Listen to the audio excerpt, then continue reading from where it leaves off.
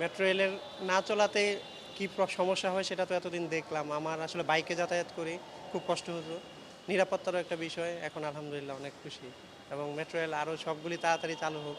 আসলে metro rail যে স্বস্তির বিষয় এটা নতুন করে বলার কিছু নেই। এই ৩৭ দিনে আসলে আমাদের দেশের একটা ব্যাপক পরিবর্তন ঘটে গেছে। আর মেট্রো রেল বন্ধ থাকার কারণে আমরা সবাই জানি যে আমাদের চলাফেরায় যে ভোগান্তি, আশা করি আমাদের এই ভোগান্তি থেকে মোটামুটি আমরা নিষ্কৃতি পাবো।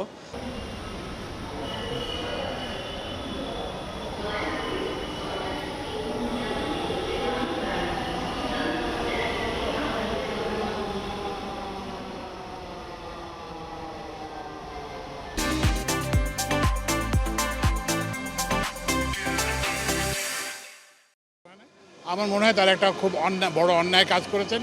কারণ ৩ লক্ষ যাত্রীকে জিম্মি করে এটা কোনো দাবি আদায়ের চেষ্টা করে, এটা কোনো একটা শুভ লক্ষণ না। আর এখন সারা দেশে একটা দাবি দেওয়ার মৌসুম চলতেছে, সবাই দাবি দেওয়া চায়।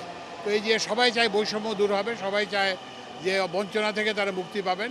তো ১৬ বছরের বঞ্চনা তো এক সরকারের ১৬ দিন হয়েছে, তো অন্তত ১৬ মাস সময় দেন।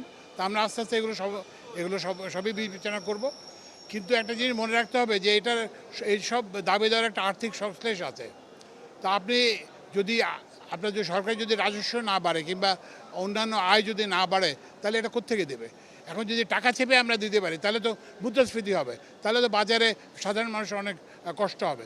তো সুতরাং আমরা এটা এটা এটা অনভিপ্রেত ঘটনা ছিল এবং আমরা চাই যে ভবিষ্যতে এটা ঘটবে না, এবং এটা না করার যাতে ভাঙচুর না হয় সেজন্য আমরা এটাকে কেপিআই হিসেবে একটা আপগ্রেড করার চেষ্টা করতেছি, যাতে এটা সিকিউরিটি বাড়ে এবং এটাকে একটা এসেনশিয়াল সার্ভিস হিসেবে ডিক্লেয়ার করা উদ্যোগ আমরা নিয়েছি যাতে করে কেউ এইভাবে এই সার্ভিসটাকে ব্যাহত করতে না পারে। যেহেতু এটা গণ আন্দোলনের সঙ্গে জড়িত ছিল, এখন আমরা প্রাথমিকভাবে সব মামলায় তুলে নেওয়া হয়েছে।